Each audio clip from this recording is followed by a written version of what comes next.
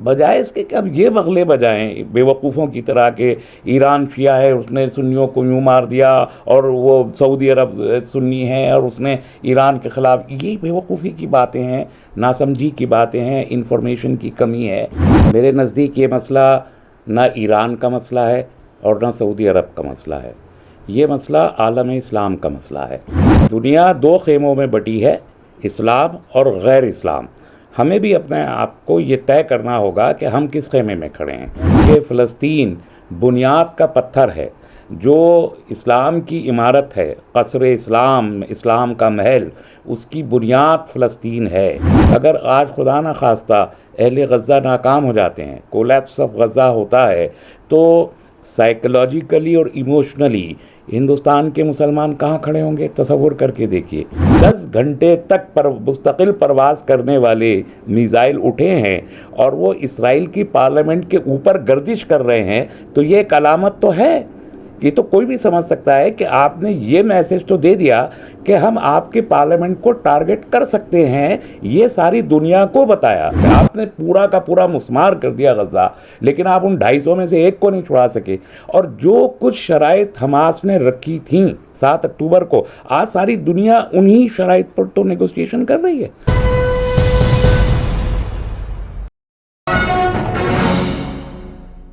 Iran के attack के बाद भारत और पाकिस्तान में ये बहस छिड़ गई है कि जो हमला किया गया है ईरान के ज़रिए, वो उसको दो नज़रियों से देखा जा रहा है। एक ईरान के साथ पूरा खड़ा हुआ है और दूसरा ग्रुप जो है वो ईरान के ख़िलाफ़ खड़ा हुआ है और इसको ये कह रहा है कि महज एक फुलझड़ी थी, या इसके अलावा ये कहा जा रहा है कि इज़राइल से मिली भगत है, पूरे मामले को डाइवर्ट करने के लिए पूरा किया गया है, जिसमें पिछले 6 महीने से एक सिंपैथी फ़िलिस्तीनियों के साथ, हमास के साथ पूरी दुनिया की जो नज़र आ रही है उसको डाइल्यूट करने के लिए, उसको डाइवर्ट करने के लिए किया गया था। इसी मुद्दे पर बात करने के लिए हमारे साथ मौजूद हैं तस्लीम अहमद रहमानी साहब, जो ख़ास तौर से फ़िलिस्तीन और इजराइल के मामले पर काफ़ी गहरी नज़र रखते हैं। अक्सर आपने इनकी स्पीच फ़िलिस्तीन पर देखी होगी, सुनी होगी। रहमानी साहब, क्या कहना चाहेंगे? 2 खेमों में बंटता हुआ नज़र आ रहा है और इस पूरे मामले को एक बड़ा ग्रुप है भारत में और पाकिस्तान में जो कहीं ना कहीं ईरान को कटघरे में खड़ा कर रहा है। देखिए, ये बहुत ही तकलीफ़देह सूरत हाल से हम लोग गुज़र रहे हैं। मेरे नज़दीक ये मसला ना ईरान का मसला है और ना सऊदी अरब का मसला है, ये मसला आलम इस्लाम का मसला है। और जो भी लोग दर्दमंद हैं और इस्लाम से हमदर्दी रखते हैं, मुसलमानों से हमदर्दी रखते हैं और मुखलिस हैं इस्लाम और मुसलमानों के बारे में, उनको ये बात समझनी चाहिए कि ईरान, सऊदी अरब, शिया, सुन्नी, बरेलवी, ये इशू ही नहीं है। दुनिया 2 खेमों में बटी है, इस्लाम और गैर इस्लाम। हमें भी अपने आप को ये तय करना होगा कि हम किस खेमे में खड़े हैं, हम इस्लाम के खेमे में हैं या गैर इस्लाम के खेमे में हैं। तो जो लोग भी इस वक्त ये मसलकी मुनाफरत की या ये जो जोग्राफियाई ख़ित्तों की में बट के बात कर रहे हैं, वो सूरत हाल को समझ नहीं पा रहे हैं, उसका उनको इदराक नहीं है ठीक से। और इससे भी जो असल नुक्ता है जिस पर ये सारा का सारा माहौल बना है, वो तो फ़लस्तीन है। फ़लस्तीन की वजह से सब कुछ हो रहा है। और जहाँ तक मेरी मालूमात है और मेरा अपना तज्ज़िया है नाक़िसा तालिब इल्माना, मैं ये मानता हूँ कि फ़लस्तीन बुनियाद का पत्थर है, जो इस्लाम की इमारत है, क़स्र इस्लाम, इस्लाम का महल, उसकी बुनियाद फ़लस्तीन है। और फ़लस्तीन में ख़ुसूसन गज़ा है, जो 6 महीने से अपनी जानों का नजराना पेश करके मस्जिद अक़सा को और फ़लस्तीन को बचाए हुए हैं। मेरा अपना मानना यह है कि अगर बुनियाद का ये पत्थर फ़िस्तायत ने और इस्तेमार ने और सहूनियत ने इस पत्थर को गिराने में कामयाबी हासिल कर ली, तो आलम इस्लाम का कसर गिर जाएगा। फिर ना हम शिया बचेंगे, ना सुन्नी, ना ईरानी, ना तुरानी, ना सऊदी, कुछ भी नहीं बचेंगे। खुद आप हिंदुस्तान की सूरत हाल को देखिए। अगर आज खुदा न खास्ता अहले गज़ा नाकाम हो जाते हैं, कोलैप्स ऑफ गज़ा होता है, तो साइकोलॉजिकली और इमोशनली हिंदुस्तान के मुसलमान कहाँ खड़े होंगे, तसव्वुर करके देखिए। यही सूरत हाल तकरीबन पाकिस्तान की भी है। हालांकि मुझे कोई कंसर्न नहीं पाकिस्तान के लोगों से, वो अपना जाने, बट सूरत हाल तकरीबन जोग्राफियाई तौर पर यकसा हैं। वो भी कहाँ खड़े होंगे। तो वो हो ना हो, इस खुसूसन ईरान के मामले के बाद, मैं कल भी कुछ लोगों से बात कर रहा था, कंसर्न इंडिया बन गया है। हमारे ताल्लुकात 1 करोड़ से ज़ायद भारत के लोग, हिंदू मुसलमान सब मिडिल ईस्ट में रहते हैं। मिडिल ईस्ट बहुत ज़्यादा मखदूश हो जाएगा। 2004 में एक कीनोट एड्रेस में मैंने कहा था कि एक वक्त आने वाला है कि जब हमारी सरज़मीन, हमारी दौलत, हमारे वसाइल और हमारे खून से यूरोप जंग लड़ेगा। तो आज मगरबी एशिया मैदान जंग बन जाने वाला है, और इस मैदान जंग में चाहे ईरान का खून बहे या सऊदी अरब का खून बहे या और अरबों का खून बहे, मसला तो नुकसान हमारा होगा। और हमारे साथ हमारे देश के 1 करोड़ लोगों के रोज़गार का क्या होगा? इतने ह्यूज इन्वेस्टमेंट इंडिया में हैं उन लोगों के, उन इन्वेस्टमेंट का क्या होगा? जो ट्रेड रूट हमारे हैं वो खलीज फारस से होके गुज़रते हैं या खलीज अदन से होके गुज़रते हैं, वो सारे अगर ब्लॉक हो गए, हमारा तो सारा एक्सपोर्ट बंद हो जाएगा। तो बजाय इसके कि अब ये बगले बजाएं बेवकूफ़ों की तरह के ईरान शिया है, उसने सुन्नियों को यूँ मार दिया, और वो सऊदी अरब सुन्नी है और उसने ईरान के ख़िलाफ़, ये बेवकूफ़ी की बातें हैं, नासमझी की बातें हैं, इंफॉर्मेशन की कमी है। दोनों नुक्ता नज़र से हमें देखना होगा कि आलम इस्लाम किस पोजीशन में जाके खड़ा होगा, उस पर क्या असरात मुरतब होंगे, और ख़ुद भारत के ऊपर इसके क्या असरात मुरतब होंगे। बहुत ही हमले के बाद एक बात ये भी सामने आई कि अर्दुन और सऊदी अरब खुलकर तो नहीं, लेकिन अर्दुन ने तो बाकायदा बहुत सारे मिसाइलों को गिराने में जो है साथ दिया अमेरिका का। तो उसके बाद हालांकि कुछ मुस्लिम देशों के बयानात इस तरह के आए कि उन्होंने इस हमले को जायज़ करार दिया। तो कहीं ना कहीं मुस्लिम कंट्रीज़ भी 2 खित्तों में बंटते चले जा रहे हैं। देखिए, 2 खित्तों में मुस्लिम कंट्रीज़ किसी हद तक बटे हुए आप कह सकते हैं, लेकिन सबकी अपनी अपनी मजबूरियां हैं। जॉर्डन ने अगर ये किया तो हम एक बहुत लंबे अरसे से देख रहे हैं, हमें 20-22 साल हो गए ये देखते हुए कि अवाम का मिजाज अलग होता है इन तमाम ममालिक में, खुद हमारे यहाँ भी, भारत में भी आप देखिए अवामी मिजाज अलग है, सरकारी मिजाज अलग है। तो सऊदी अरब के शाह का जो मिजाज है वो सऊदी अरब के अवाम का भी मिजाज वही हो, ये ज़रूरी नहीं है। इसी तरह जॉर्डन के शाह का जो मिजाज है वही मिजाज वहाँ के अवाम का भी हो, ये ज़रूरी तो नहीं है। अब आप जॉर्डन में देख रहे हैं कि जितना बड़ी तादाद में फ़लस्तीन के मामले के बाद जॉर्डन में पब्लिक अपराइजिंग हुई, उतनी ही अरब के दूसरे मुल्कों में भी हुई। तो अवामी मिजाज फ़लस्तीन के साथ है, अहले गज़ा के साथ है, मगर सरकारें जो वो एग्रीमेंट किए हुए हैं, इब्राहिमिकल अकॉर्ड किए हुए हैं इसराइल के साथ में। तो अगर ये सूरत हाल खुदा ना खास्ता एग्जिजरेट होती है या एस्केलेट होती है, तो यही अवाम खड़े हो के उन सरकारों को गिरा भी सकते हैं। एक बात। दूसरी बात ये कि ये भी गौर करना चाहिए कि जो हज़ार ट्रक आज रफ़ा क्रॉसिंग पे खड़े हुए हैं मिस्र के, फ़लस्तीन के लोगों की इमदाद के लिए, गज़ा के लोगों की इमदाद के लिए, वो कहाँ से आए हैं?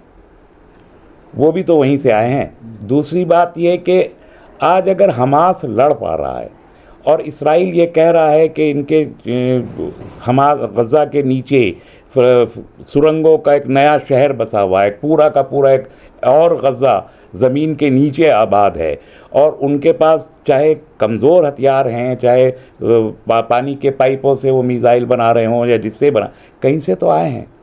जंग लड़ना बहुत महंगा काम है, और 6 महीने से 7 महीने होने को आ रहे हैं। अब ये वो अगर सस्टेन किए हुए हैं और इसराइल को उन्होंने घुटनों पे झुकाया है, और 7 महीने के बाद भी वो गज़ा को कोलैप्स नहीं कर पाए हैं। 35,000 से ज़ायद 40,000 के करीब लोगों की जानें जा चुकी, खंडर बन चुका गज़ा, एक इमारत बाकी नहीं रही, लाखों लोग वहाँ पर ज़ख्मी पड़े हुए हैं, अस्पतालों को गिरा दिया गया, ग़िज़ा नहीं है, पानी नहीं है, दवा नहीं है, तेल नहीं, कुछ नहीं है। इसके बावजूद वो खड़े हैं। तो किस बुनियाद पे खड़े हैं, किसकी मदद से खड़े हैं? कहीं से कोई सपोर्ट तो मिल रही है। अब अबीलों का लश्कर तो आता किसी ने देखा नहीं है अभी कहीं से भी, है ना? तो अगर वो सपोर्ट्स हैं तो वो दोनों साइड से सपोर्ट है, ये समझना चाहिए। अरबों का भी सपोर्ट है, टेक्टिकल सपोर्ट है, फाइनेंशियल सपोर्ट है, ईरान का भी सपोर्ट है, मिलिट्री का है, ट्रेनिंग का है, बारूद गोला बारूद का है, ये सारे सपोर्ट ईरान के हैं, इसमें कोई दो राय नहीं है। ये कोई ढकी छुपी बात नहीं है। इस्माइल हानिया साहब खुद ये एतराफ़ करते हैं, और मेरे सामने, मैं खुद तुर्की में एक कॉन्फ्रेंस में वो तशरीफ़ रखते थे, इत्तफाक से मैं भी वहाँ मौजूद था। उन्होंने कहा कि हम कोई बच्चे नहीं हैं कि हम ये जंग हमने 7 अक्टूबर को जाके अचानक कोई हमला कर दिया बगैर सोचे समझे। हमारे पास अल-क़साम ब्रिगेड एक बाकायदा ट्रेंड आर्मी है जिसको हम 4 साल का कोर्स करवाते हैं मिलिट्री का। तो अगर वो कहाँ से होता है वो कोर्स, कौन करवाता है? तो ये सारी चीज़ें सबको समझनी चाहिए और आवाम को सारी इन्फॉर्मेशन नहीं होने की ज़रूरत भी नहीं है। तो अब सोशल मीडिया पे बैठ के आप एक पोस्ट को लेके कट पेस्ट करके लगाते रहे, प्रोपेगेंडा का नादानिस्ता हिस्सा बन जाए, तो ये कोई इस्लाम की खिदमत नहीं है। हमें बहुत मोहतात रद्द-ए-अमल देनी चाहिए। इसराइल और उसकी हिमायती अमेरिका या यूरोपियन कंट्रीज़ जो हैं वो हमले के बाद से बार बार ये कह रहे हैं कि हमला पूरी तरह से नाकाम हुआ है, सारे मिसाइलों को नष्ट कर दिया गया हवा में ही। इस चीज़ को लेकर कहीं ना कहीं ये सफाई दे करके ये बताने की कोशिश की जा रही है कि हमला बिल्कुल ऐसा नहीं था कि हम उसका जवाब नहीं दे पाए या उसको नहीं रोक पाए, और अमेरिका को कहीं ना कहीं, ईरान को कहीं ना कहीं नाकाम बताने की कोशिश की जा रही है। देखिए, ईरानी बच्चे तो हैं नहीं 45 साल से वो एक सरकार में हैं। आयतुल्लाह ख़ुमैनी साहब के इनकलाब के बाद उन्होंने 10 साल की जंग झेली है, वो भी एलाइड फोर्सेस की। अकेले मुल्क ने अमेरिका की क़यादत में इराक़ के कंधे पे बंदूक रख के तमाम अरब ममालिक भी और यूरोपीय ममालिक भी 10 साल जंग करते रहे ना उनके साथ, उन्होंने सस्टेन किया ना। तो कुछ तो दिमाग उनके पास भी होगा ना, कोई हिकमत अमली उनके जहन में भी होगी, और एटम बम बनाने के करीब खड़े हुए हैं बिल्कुल, तो उनके पास भी कोई साइंटिस्ट होंगे, मिलिट्री एक्सपर्टीज़ कुछ तो होगा ना। तो उन्होंने भी जो कुछ किया है सोच समझ के किया है। आज की तारीख़ में अगर उनके 10 घंटे तक मुस्तकिल परवाज़ करने वाले मिसाइल उठे हैं और वो इसराइल की पार्लियामेंट के ऊपर गर्दिश कर रहे हैं, तो ये एक अलामत तो है। ये तो कोई भी समझ सकता है कि आपने ये मैसेज तो दे दिया कि हम आपके पार्लियामेंट को टारगेट कर सकते हैं, ये सारी दुनिया को बताया। पहले आप एक स्टेटमेंट दे सकते थे, एक दावा कर सकते हैं हम आपके पार्लियामेंट को गिरा देंगे, लेकिन आज तो दुनिया ने देखा है, हमेशा कहते रहे, और आज दुनिया ने देख भी लिया कि वो इस पोजीशन में हैं कि उनके मिसाइल ऐलान करने के बावजूद, 24 घंटा पहले से बताने के बावजूद कि हम इस वक्त अपने मिसाइल दागने वाले हैं, इसराइल को भी मालूम है, अमेरिका को भी मालूम है, अरबों को भी मालूम है, दुनिया को मालूम है। और उसके बाद एडवाइजरी जारी की 5 मुल्कों ने कि इसराइल में ना जाएं लोग और ईरान में ना जाएं। तो ऐलान के बावजूद भी अगर 10 घंटे ट्रैवल करके इनके मिसाइल पार्लियामेंट के, इसराइली पार्लियामेंट के ऊपर गर्दिश करते हुए सारी दुनिया ने देखे, तो क्या ये कोई मैसेज नहीं है? और क्या ईरान ने यह दावा किया कि हम तो मारने के लिए गए थे? उन्होंने भी यही कहा है कि हमारी तो अलामती एक स्ट्राइक थी, ये सिंबॉलिक था। तो आप उसका मजाक उड़ाना चाहते हैं तो ज़रूर उड़ा लें, लेकिन इसराइल समझता है कि वो कितने बड़े ख़तरे में है और ईरान जानता है कि वो क्या कर सकते हैं। तो जो लोग कर रहे हैं वो किस बुनियाद पे कर रहे हैं, उनके वो खुद कितने कामयाब या नाकाम है, ये उनको इवेलुएट करने दीजिए ना। हमसे यहाँ बैठ के कुछ भी हमको पता नहीं है और हम बहस कर रहे हैं। हमले के बाद अमेरिका और यूके बार बार इसराइल से ये कह रहे हैं कि इसका जवाब नहीं देना है, और कल भी इसको लेकर के इसराइल में काफ़ी बहस हुई। कई मंत्रियों ने कहा कि तुरंत हमें जवाब देना चाहिए इसको किस तरह से देखिए, अमेरिका में इंतखाबात हो रहे हैं, जो बाइडेन को जवाब देना भारी पड़ रहा है। फ़लस्तीन को लेके उनसे सवालात पब्लिक में किए जा रहे हैं। ये सितंबर अक्टूबर तक इंतखाब चलेगा। अगर एक एस्केलेटेड वॉर होती है, फुल फ्लैज वॉर होती है, तो वो थर्ड वर्ल्ड वॉर में बदलेगी। ऐसे में इलेक्शन तक जो बाइडेन के लिए तो सर्वाइव करना मुश्किल हो जाएगा। यही सूरत हाल यूरोप के दूसरे ममालिक फ्रांस, कनाडा, जर्मनी वगैरह की भी है कि वो बराह रास्त इस वक्त थर्ड वर्ल्ड वॉर को अफोर्ड नहीं कर सकते। वो इंगेज हैं रशिया एंड यूक्रेन के महाज़ों पर भी, उन्हीं की जंग है ना ये, और वो यहाँ भी एक नया महाज़ खोल दें तो बहुत मुश्किल होगा उनके लिए सर्वाइव करना और उस वॉर को सस्टेन करना। ये रीज़न है कि अगर इस वक्त इसराइल कोई रिटेलिएटरी कुछ करता है, ये तो जवाबी कार्रवाई थी। दमिश्क पे हमला, दमिश्क में ईरानी एम्बेसी के ऊपर हमला हुआ, कोई बताए यूनाइटेड नेशंस की जनरल असेंबली या सिक्योरिटी वो काउंसिल, उन्होंने मजम्मत की कि दमिश्क में आपने ईरान के ऊपर इसराइल ने क्यों हमला किया? यूएस ने की, यूके ने की, यूरोपीय यूनियन ने की, किसी ने उसकी मजम्मत तक करने की ज़रूरत महसूस नहीं की। 12 आदमी मारे गए। कि ईरान को हक़ नहीं था कि उसका जवाब दे, तो वो जवाब उन्होंने दे दिया। ये जवाब गज़ल था। अब इसके जवाब में फिर से इसराइल अगर देता है तो वो होगा हमला, बाकायदा हमला, फुल फ्लैज। तो अभी जो अलामतें उन्होंने दिखाई हैं, फिर वो उसको बाकायदा हमले में कन्वर्ट कर देंगे। इसलिए ईरान ने कहा कि 10 गुना बड़ा हमला होगा, आप तसव्वुर नहीं कर सकते इतना। और ये सब जानते हैं, ये इट्स एन ओपन सीक्रेट कि ईरान खुद एक न्यूक्लियर पावर है।